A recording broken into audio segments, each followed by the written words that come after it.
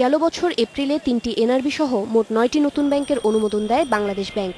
এরই মধ্যে গ্রাম ও শহরে সমান অনুপাতে শাখা করে অফিস করছে ব্যাংকগুলো।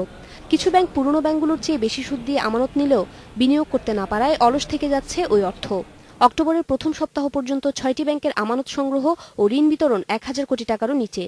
গ্রামের শাখা থেকে তেমন লাভ না আসায় কিছুটা বেগ পেতে হচ্ছে বলছে ব্যাংকগুলো। শহর শাখায় যে প্রফিট করি, গ্রামের শাখাগুলোতে অনেকটা সেখানে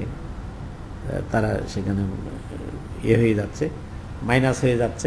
বিদেশি বিনিয়োগ এবং রেমিটেন্স প্রবাহ বাড়ানোই মূল লক্ষ্য এনআরবি ব্যাংকগুলোর, কিন্তু দুটি এনআরবি ব্যাংকের মাধ্যমে এ পর্যন্ত কোনো রেমিটেন্স আসেনি।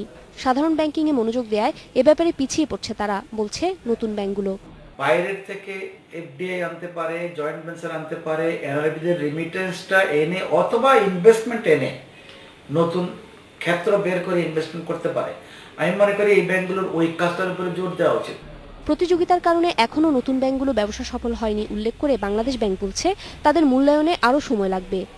তাদেরকে তীক্ষ্ণ দৃষ্টিতে দেখছি এবং আমাদের ধারণা তারা মোটামুটি ভালোই করছে, কিন্তু একেবারে ব্যবসা সফল এখনো হতে পারছে না। এই জন্য যে নতুন ব্যাংক তো একটা বড় বড় ব্যাংকের সাথে কম্পিটিশনে আসতে হচ্ছে তাদের। বেশি মুনাফার আশায় নতুন ব্যাংকগুলো যাতে কোনো অনিয়মে জড়িয়ে না পড়ে সে ব্যাপারেও সতর্ক থাকার পরামর্শ বাংলাদেশ ব্যাংকের।